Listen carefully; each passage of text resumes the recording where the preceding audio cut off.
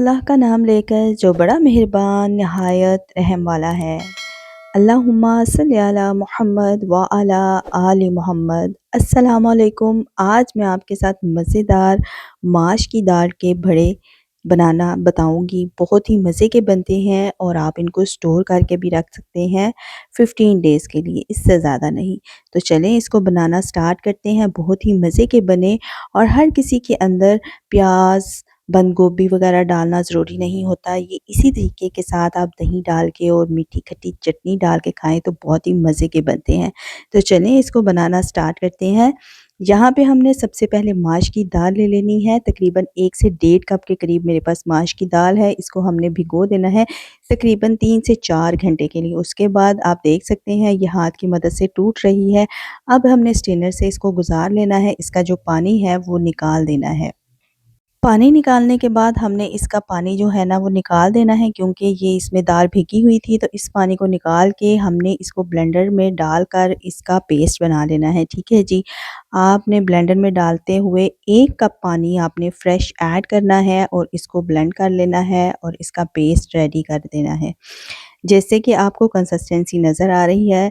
अगर आपके पास ये वाला है, हैंड के साथ करना चाहते हैं तो इसको हमने अच्छे तरीके से बीट करना है। अगर आपके पास मशीन वाला है तो आप मशीन के साथ अच्छे तरीके से बीट करेंगे ताकि ये फ्लफ़ी हो जाए। इसमें हमें बेकिंग पाउडर या बेकिंग सोडा डालने की ज़रूरत नहीं पड़ेगी। ये इसी तरीके से बहुत ही मज़े के बनेंगे। कुछ ज़्यादा इसमें इंग्रेडिएंट्स ऐड नहीं होंगे और मज़ेदार और लाजवाब रेडी हो जाएंगे आपके भले। तो यहाँ पे आपने देख लेना है कि जब पानी के ऊपर आ जाए तो आप देख सकते हैं पेस्ट पानी में फैला भी नहीं है और नीचे बैठा भी नहीं है। पेस्ट जो है ना वो ऊपर-ऊपर फ्लफ़ी बन चुका है। तो बस ये कंसिस्टेंसी होनी चाहिए। अब हमने इसमें नमक हस्बे ज़रूरत ऐड करना है और इसके बाद हमने इसमें थोड़ा-सा क्रश किया हुआ कुटा हुआ ज़ीरा ऐड करना है, फ्लेवर अच्छा आता है। और साथ में अजवाइन ऐड करनी है हाफ़ टी स्पून। अच्छे तरीके से सारी चीज़ों को मिक्स कर लेंगे। मिक्स करने के बाद हमने बैटर को जब रेडी कर लेना है तो इसके हमने भल्ले बनाने हैं। तो हमने क्या करना है, पहले ऑयल रख लेते हैं। ऑयल को गरम करने के लिए रखते हैं, प्री हीट हो जाएगा उतनी देर में ऑयल। यहाँ पे हमने सालन वाला जो चम्मच होता है ना गोल राउंड वाला, वो ले लेना है। उसके ऊपर हमने स्प्रे करना है ऑयल का और उसके ऊपर हमने ये दाल का पेस्ट ऐड करना है कुछ इस तरीके से। तो आपके जो भल्ले हैं ना वो अच्छे से फ्लफ़ी से और इनकी शेप ख़राब नहीं होगी। तो बस इस तरीके से हमने इसको प्री हीट ऑयल करके ऐड करते जाना है और हमारे जो भल्ले हैं वो बनकर रेडी हो जाएंगे। अब 15 दिन के लिए इनको स्टोर करके रख सकते हैं, इससे ज़्यादा मत कीजिएगा। जब भी बनाने हो तो आप फ्रेश बनाएं और इनको एंजॉय करें, क्योंकि जब हम फ्रेश चीज़ बनाते हैं उसका फ्लेवर जायका बहुत ही मज़े का बनता है। और यहाँ पे हमारे जो भल्ले हैं वो रेडी हो गए हैं। यहाँ पे हमने तकरीबन इनको गोल्डन ब्राउन होने तक कुक करना है, उसके बाद हम इनको निकाल लेंगे जी।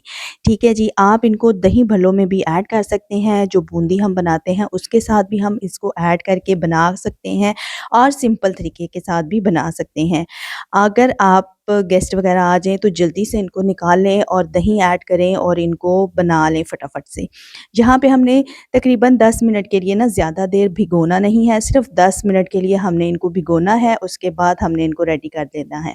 यहाँ पे मैं एक तोड़ के भी आपको दिखा रही हूँ और बहुत ही मज़े के और फ्लफ़ी बने। यहाँ पे हमने थोड़ा-सा पानी इसका इस तरीके से निचोड़ लेना है, ठीक है, 1 बाय 1 करके और इनको डाल देना है और दही ऐड करना है। 1 प्याली के करीब दही ऐड करना है। उसके ऊपर आपने मीठी चटनी जो दही भल्लों के ऊपर ऐड होती है वो हमने ऐड करनी है। आलू बुखारे की चटनी है।